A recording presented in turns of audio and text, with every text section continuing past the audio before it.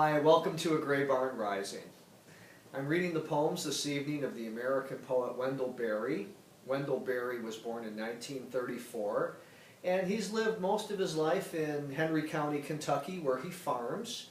He's a poet of great agrarian sensibility, and his poems reach back into nature and also down into the earth and into the soil that he has cultivated all of these years.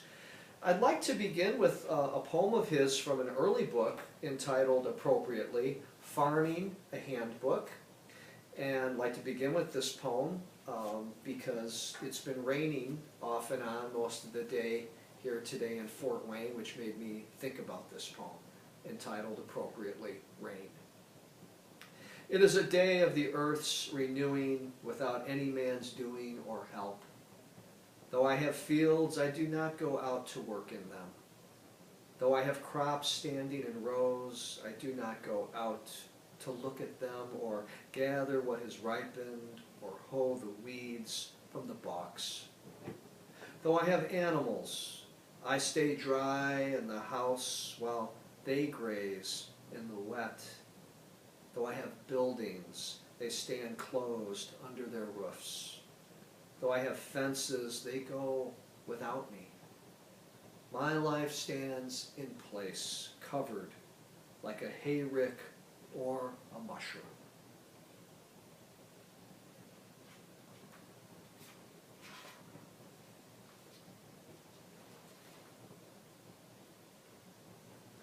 The barn. While we unloaded the hay from the truck, building the great somnolence of the ricked bales, the weather kept up its movement over us. The rain dashed and drove against the roof, and in the close heat we sweated to the end of the load. The fresh, warm, sweet smell of new timothy in it. The barn is a nut ripened in forethought of cold. Weighted now, it turns toward the future generously, spacious in its intent, the fledged young of the barn swallows fluttering on the rim of the nest, the brown bats hanging asleep, folded beneath the rafters. And we rest, having done what men are best at.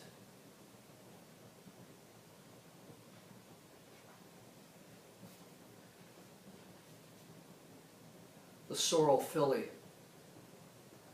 The songs of small birds fade away into the bushes after sundown, the air dry, sweet with goldenrod.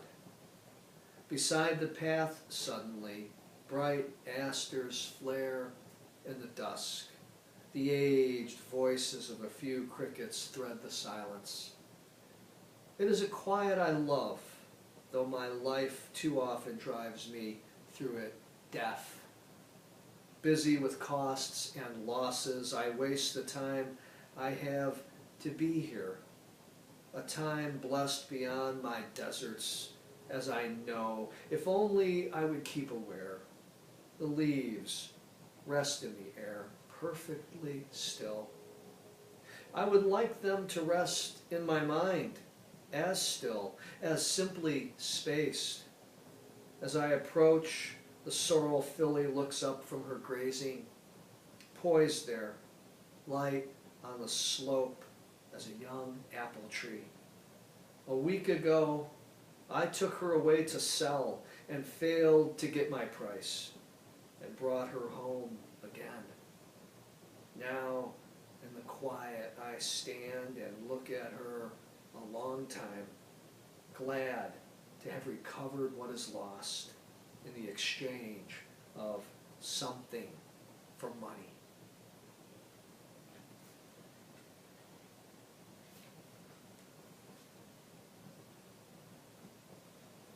This poem, To the Unseeable Animal, which is such a beautiful title, begins with an epigraph attributed to the poet's daughter.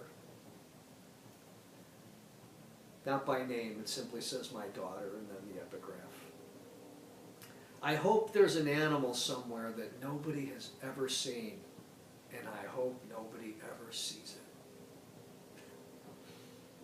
To the unseeable animal, being whose flesh dissolves at our glance, knower of the secret sums and measures, you are always here, dwelling in the oldest sycamores, visiting the faithful springs when they are dark and the foxes have crept to their edges.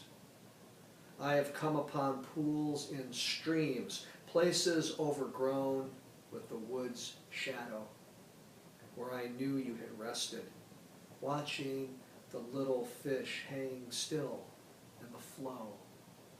As I approached, they seemed particles of your clear mind disappearing among the rocks. I have waked deep in the woods in the early morning, sure that while I slept, your gaze passed over me. That we do not know you is your perfection and our hope. The darkness keeps us near you. That's such a potent last line in the poem, the darkness keeps us near you. It's so emblematic of Wendell Berry. His poems are full of darkness, but it's rarely, if ever, a darkness of despair. It's a almost Chinese, almost Taoist in its sensibility of moving into the darker, intuitive yin parts of consciousness to find nourishment. I think obviously this comes from Berry's embrace of farming and embrace of moving into the rich, dark earth that yields so much for him. I'd like to turn now to his book Openings and read from that. This is called The Snake.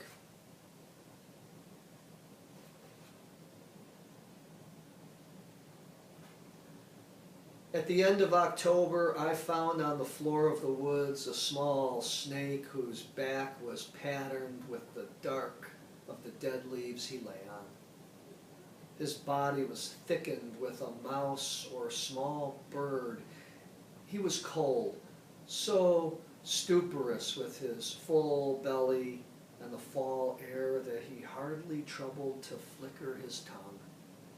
I held him a long time, thinking of the perfection of the dark marking on his back, the death that swelled him, his living cold.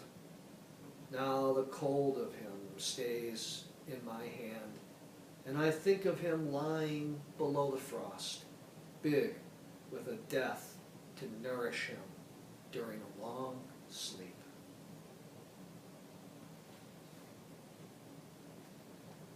This is one of Wendell Berry's more famous, if not most famous poem, entitled The Piece of Wildlings.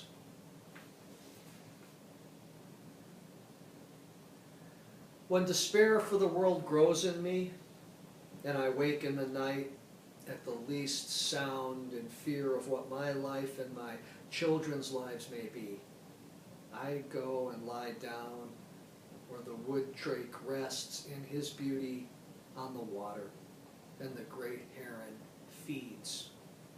I come into the peace of wild things, who do not tax their lives with forethought of grief. I come into the presence of still water, and I feel above me the day-blind stars waiting with their light. For a time, I rest in the grace of the world and am free.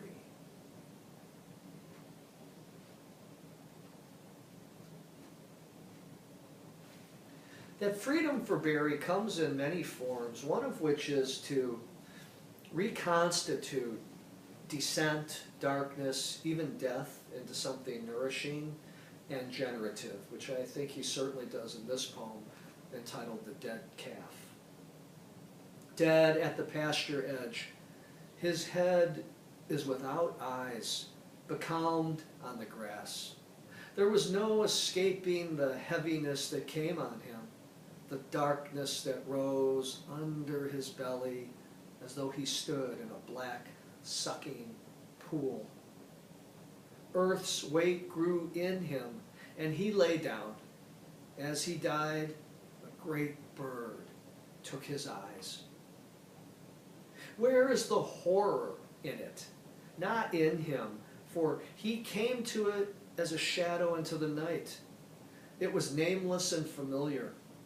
He was fitted to it. In me is where the horror is. In my mind, he does not yield. I cannot believe the deep peace that has come to him. I am afraid that where the light is torn, there is a wound. There is a darkness in the soul that loves the eyes.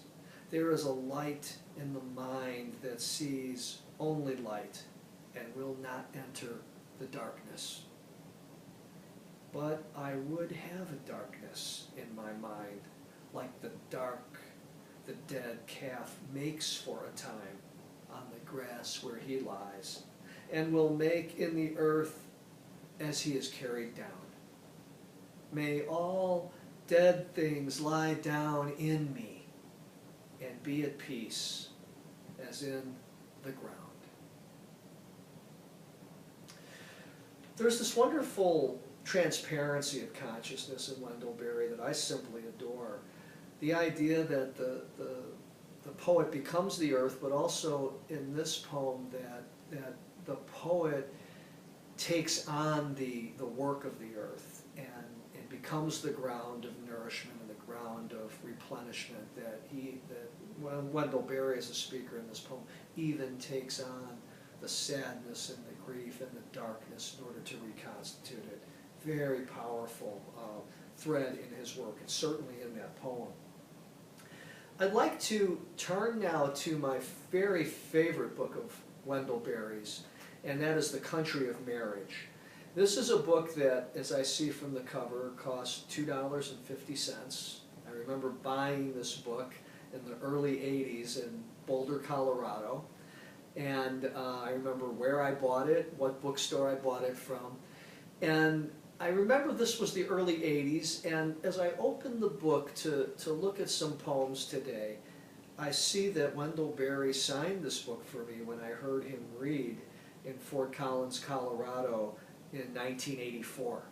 So, and I had already worn through this book, read through this book really deeply for a couple of years before I saw him in 1984. That was a wonderful surprise and a pleasure to see that another reason to have and hold and have books and maintain books in your home, because they have these wonderful stories in them, sometimes that we forget, and not just stories in the words or in the poems, but stories like this story, what this book holds for me. And that was a delightful surprise that I had forgotten about. So I'd like to close this evening's reading with my very favorite Wendell Berry poem from my very favorite book of his, The Country of Marriage. I just read you the poem, The Dead Calf, and now I want to close with a poem in this book entitled Her First Calf. Her fate seizes her and brings her down. She's heavy with it. It wrings her. The great weight is heaved out of her. It eases. She moves into what she has become, sure in her fate now as a fish free in the current. She turns to the calf who has broken out of the womb's water and its veil. He breathes. She licks his wet hair. He gathers his legs under him and rises. He stands and his legs wobble. After the months of his pursuit of her, now they meet face to face. From the beginnings of the world, his arrival and her welcome have been prepared. They have always known each other.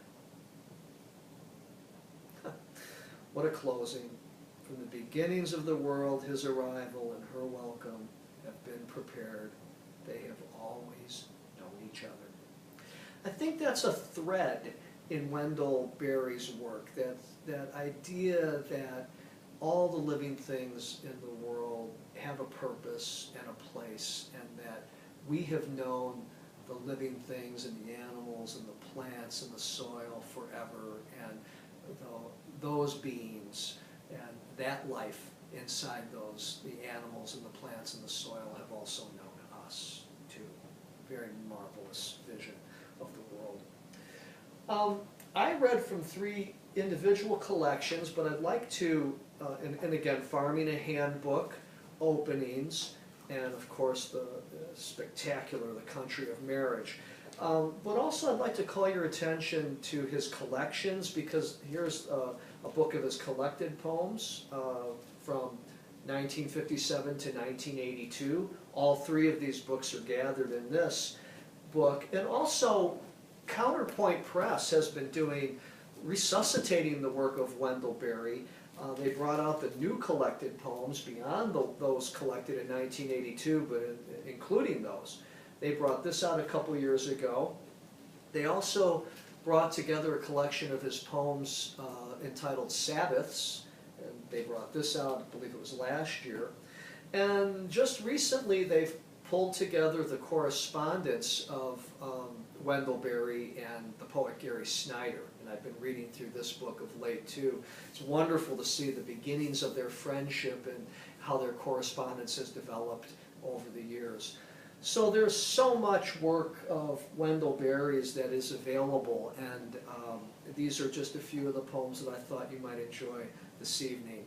I can't imagine having read the poetry of Wendell Berry without having my hound dog at my side. I don't know if he ever kept hounds or not, but having Bootsy here seems more than appropriate. Again, thank you for joining us, and I hope you've enjoyed another episode of A Great Barn Rising.